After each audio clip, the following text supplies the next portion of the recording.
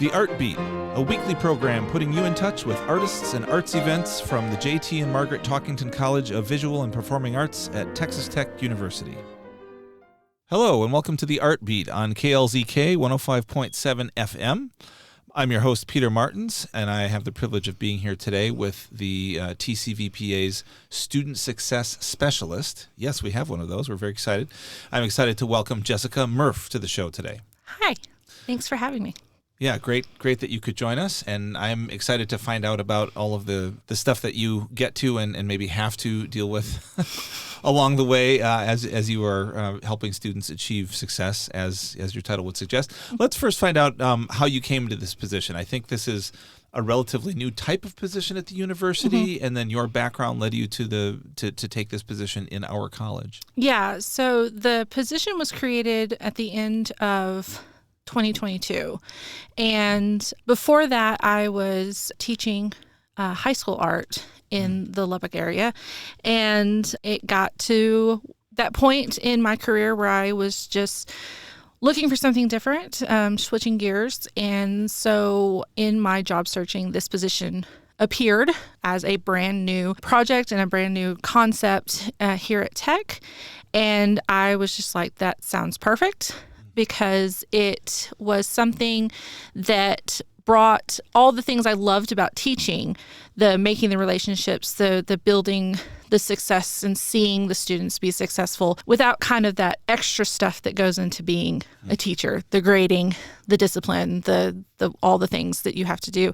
And so I jumped at it and was fortunate that they brought me on as part of the first group to be a specialist. When we were told that we were going to be embedded in different colleges on campus, I made a big point with the director at the time that I really wanted to be at TCVPA because this is where I graduated. So I have a bachelor's of fine arts in graphic design. It was communication design at the time. And I just thought that that would be the best place to be because I understand fine arts students, being one myself. I've seen what it's like. I've taught fine arts students on their way into a college situation. And I just felt that that would be the best place for me to connect fully with a population of students. Sure. And so it's been really great to connect with the students and them feel really comfortable with me because they understand that I understand what it's like. You can say you've been there. Yeah, it's not one of those things where, I can imagine or something. It's like, oh, no, I remember that. Like, I remember what that's like. I remember what those classes were like. I remember the late nights and the things like that. And so it's been great making those relationships.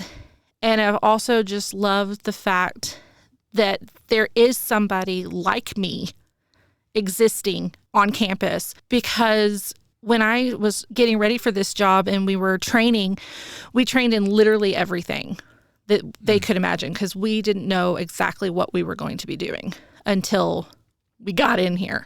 There was a lot of connections of like, okay, well, this is stuff you might need to know. And then we're trying to talk to the colleges and see what they think. And a lot of colleges are like, I don't know, we'll figure it out as we go. So learning about all of the things that are available on campus and then learning about the things that were here when I was a student and not realizing it because it wasn't advertised and there wasn't a person I could go talk to say, hey, I've got this. Who do I talk to? I really felt like you had to figure it out on your own and you had to navigate it and hope that you were navigating it correctly. And, my instructors were amazing to help me through different things, but knowing that there were other resources, like I had no clue. Had no clue what was available to me as a student.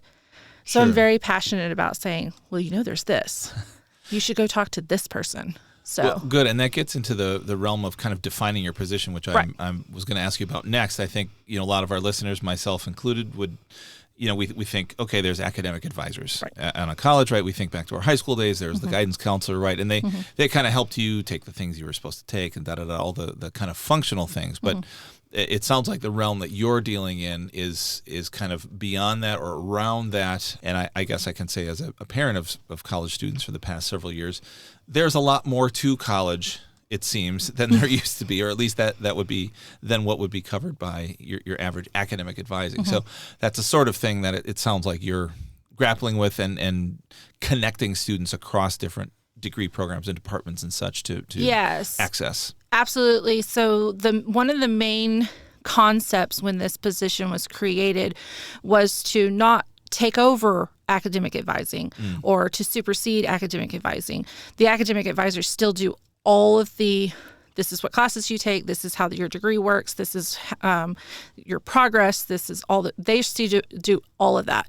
Our position was created to complement academic advising, to kind of take on all the things that happen outside of the advising part that can affect academics. Sure. And so there is this kind of separation, this little line between the two where they take care of that. And then if need be, because my position is completely voluntary, this is not a required resource for a student to use, but if they are needing extra things beyond academic advising, then they can come speak with me and I can get them connected with different resources on campus, which is one of the biggest points of my job, is connecting students to resources, so that they understand what they have available to them. Aside from that, I'm also this person that can kind of take a little bit more time to sit down with the student to kind of figure out what they're looking for. Because our advisors are amazing, but they have so many students that they are required to meet with that they just don't have the bandwidth or the time to really sit down and be able to really hash out what's going on with the student. And so that's where I kind of come in. They can come and sit for a little bit longer because it's not required. And we can really have that talk about, okay, well, what are you looking for? What are the things that you're finding challenging? What are some of the obstacles that you think you're running into? And let's see how we can kind of overcome those things and see how maybe I can help personally, or I can connect you with somebody who's the expert. Sure. And a lot of times it's really like, let me get you connected to my friend over at such and such, because they are better equipped to answer those questions than I am. Sure. So just really making those connections across campus. And in your title, student success is obviously the big part of it. And I think what you're saying points out that there's a lot more to student success than just taking the classes that will get you the degree that you're looking for and get you out the door in the cap and gown someday. Right. We definitely are seeing that as much now as ever. Maybe not a ton more, but certainly as much. It's interesting to hear you articulate the relationship with the advising team. From my perspective and kind of the general, office space, you are literally embedded with that team, right? I'm always impressed at the great rapport that you all have with each other. And I think that speaks to the complementariness, I guess that's it, that you mentioned, that, you can kind of pass off issues to each other kind of on either side of that, probably sometimes fuzzy line. Yes, yeah, because sometimes that line grays out some.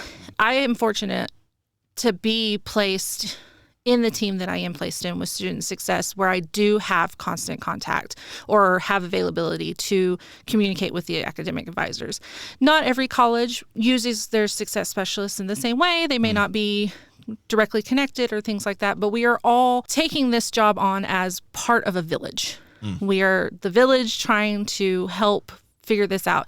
And so, there is a lot of communication that I do with the advisors so that I am a little more aware of like, okay, well, what do you know? What can you tell me about this? That way I can have more information on how to approach what the student is looking for, and vice versa. Sometimes they will go, hey, have you spoken to this student before? Do you have some insight? Because sometimes, yes, they might ask about a class or something, especially if they were a graphic design student or something, where I can kind of go, oh, I remember that class. This is what you're going to learn in that class. So we do have a really great rapport and we work really well together, and from what I can see from myself. And I think that makes my job so much more enjoyable, because I know that there's a big support system, not only with the students, but with each of us in our team, that we were all supporting each other like a big village. Sure, with those students. Yeah. And I'm sure some of the issues you deal with on a day-to-day basis may be a little sensitive, even get into the confidential area, but can you tell us what are the sorts of things that seem most common to come and sit down in front of you? What are students challenged by nowadays in pursuing these arts degrees, and they're trying to work out the door for an exhibit or preparing for a concert or whatever that side of it is? What do they come to you with? I would say probably the number one thing I do talk with students about is time management, because as a fine arts student, the schedules are way more complex than other majors on campus, especially whether it be that their classes are long, like in art where their studio classes are 3 hours long, or in the performing areas where they have their classes, but then they have lessons, and then they have this extra thing, this rehearsal, and all these things that are not in the original schedule that they have to place in and figure out how to balance those things. So I think that that's one of the biggest things that I do work with is time management. And, yes, there's quite a bit of sensitive conversation that happens. I think a lot of students, and I think this is across the board and has been building for a long time, their mental health and how to balance that and how to cope with the extreme schedule and the expectations and the timelines and deadlines and everything like that. It really wears on a lot of them, especially our first years when they're coming and they're living now 500 miles away from their parents or in other state. That's a huge transition, and a lot of them struggle with making that transition. So we just have those conversations about, okay, here's some things you can do. And we do have resources on campus to help them with their mental health and making sure that they understand that that's available to them without an extra cost. It's built into their tuition that they can meet with those counselors. Sure. And I think outside of that, I think if we get past our first year students and get into our juniors and seniors, they really come and talk about, okay, what can I do with this?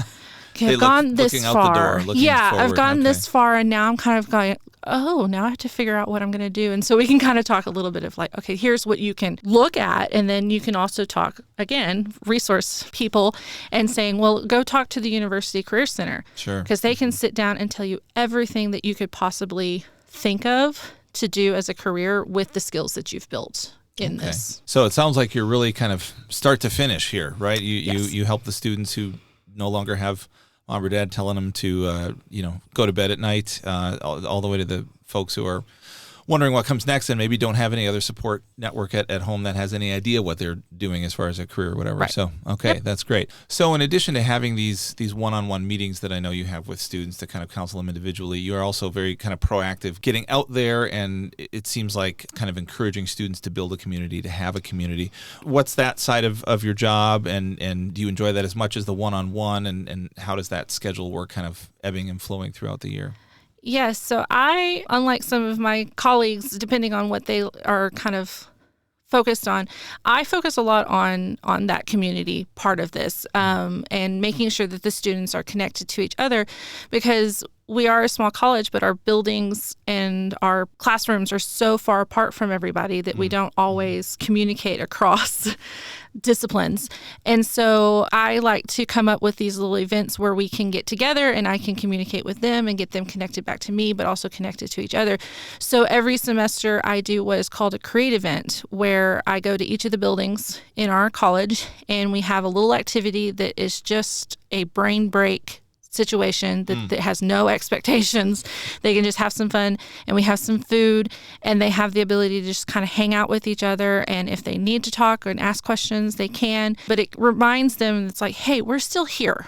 This is who we are, and we are always available, and here's some fun things. Here's some food. And then there's some bigger events that we do throughout the year to even build on that. And I really enjoy that event part of it. I think it really kind of helps balance out some of the concepts that I'm dealing with students on, where it's like, yes, we're all business in these one-on-ones and stuff, but then we can go and kind of relax and have kind of casual conversations and see each other as humans rather than, oh, you're this adult, versus I'm a person that is here for you. Right. And we can all sit around and do whatever activity it is, kind of on the same wavelength, on the same basis. Exactly. Yeah. It just gives them a little bit of like a brain break where they're not getting graded for it and it can look however they want to, and they can just go and enjoy it and I think I need to start coming to those. They're a lot of fun. All right. Yeah. Well, goodness, our time has flown by, so I want to thank Jessica Murph here for talking on the Art Beat with us today, and we will see you around, and I always enjoy seeing students with a more kind of upright, optimistic posture walk out of your office. Yes. Yeah. Thank you. All right. Thanks. Bye-bye. The Art Beat, a weekly program putting you in touch with artists and arts events from the J.T. and Margaret Talkington College of Visual and Performing Arts at Texas Tech University.